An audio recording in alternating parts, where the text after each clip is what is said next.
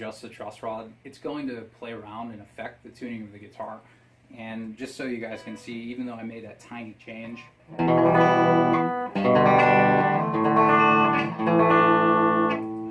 that's really out of tune and it sounds pretty ghastly. So I'm going to go ahead and tune that and then check the intonation. And depending on which way you adjust the truss rod, the strings are either going to get more tight or more loose. And it just, that's normal. I wanted you guys to be aware of that. So, if you adjusted your truss rod and the strings are tighter all of a sudden, that's okay, that's normal. If you adjust your truss rod and the strings are then loose and you're in like drop C sharp tuning, that could also be normal. It just depends on how much you adjust it and how far it really went. And a perfect example of this is that actually didn't affect the bottom treble strings at all. It only affected the E, A, and D string.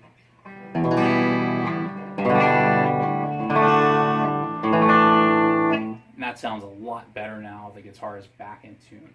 You may want to do this before you adjust your truss rod, but typically you are going to notice some different things are not really on key or where they're supposed to be when you play the guitar. It's not going to feel right. You may notice reaching extra to get notes that you were able to before easily reach. You may notice dead notes or other things. So before you adjust your truss rod, it's always good to do a playing test. And I always like to just check the E, A, and D and G strings in D chords, because that gives me a full spectrum of the entire guitar, at least towards the top of the front of the neck here.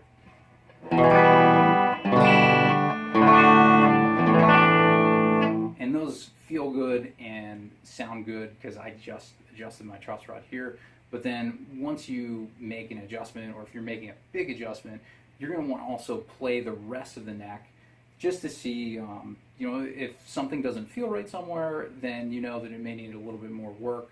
And it's a little bit better than doing an eyeball test or even measuring the string height with the capo and doing all the different things you can do to see if your truss rod looks like it's out of alignment. It's always best to go by what feels good to you and what sound is coming out of your amp or coming out of your guitar.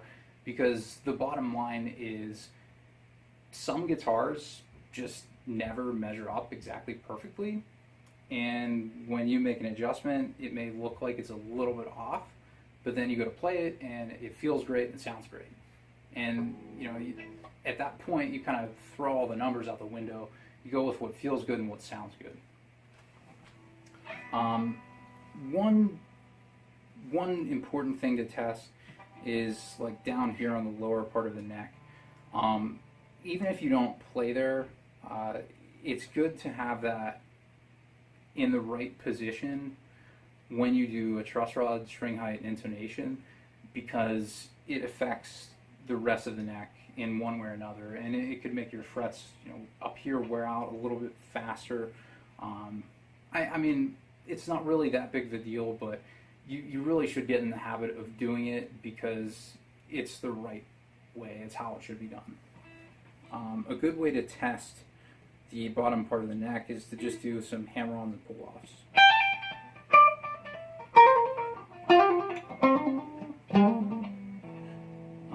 And slides are also good.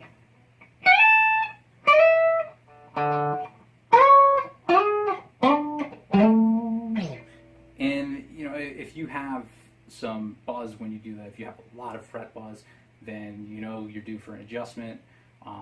Or if it sounds like it is now after an adjustment was made, then you know that it doesn't really need that much more work, and that your string height and intonation are probably also good.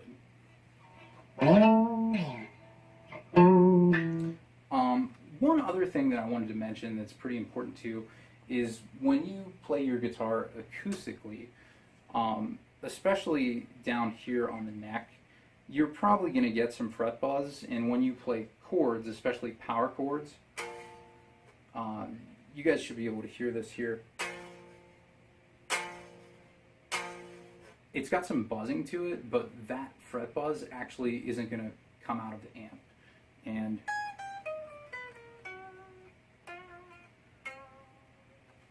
especially like notes around this area.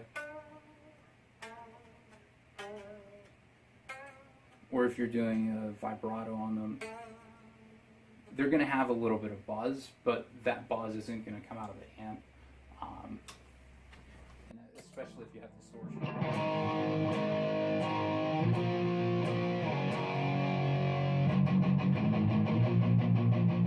But you can see there, that none of that buzzing came out of the amp, even though you hear it acoustically like.